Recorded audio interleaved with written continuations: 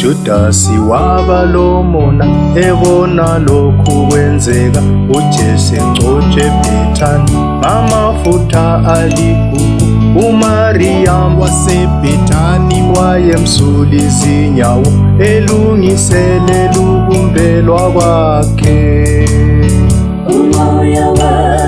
Umoya wami ukhathazekile ukulindoda yomuntu ihamba ngokulotshiwe, maye ngaloyo muntu indodana yanikelwa ngaye, bekungangcono kube kazalwanga. Umoya wami ukhathazekile ukulindoda yomuntu ihamba ngokulotshiwe, maye ngaloyo muntu indodana yanikelwa ngaye, bekungangcono kube kazalwanga. uJesu eguqe eGetsemane wethandazela umhlaba, ukuze izono zalo mhlaba zihlanzwe ngegazi. Uma kungenzeka Baba, dlulisa le nkezo, kungabi ngentando yami Baba.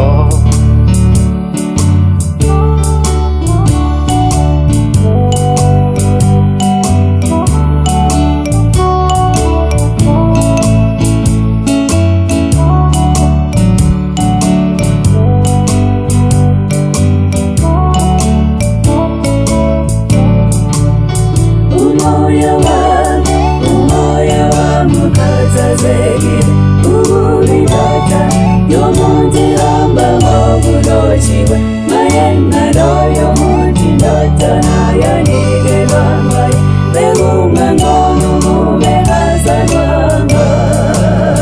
Umoya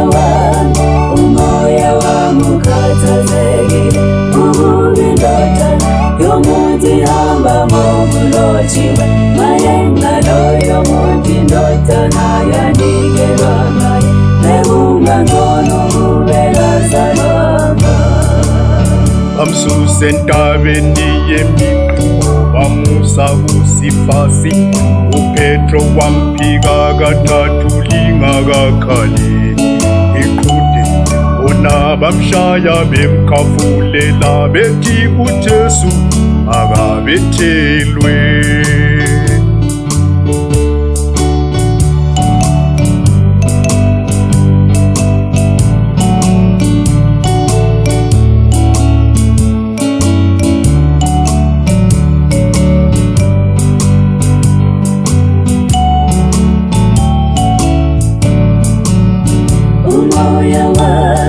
Umoya wami ukhathazekile ukulindoda yomuntu ihamba ngokulotshiwe, maye ngaloyo muntu indodana yanikelwa ngaye, bekungangcono kube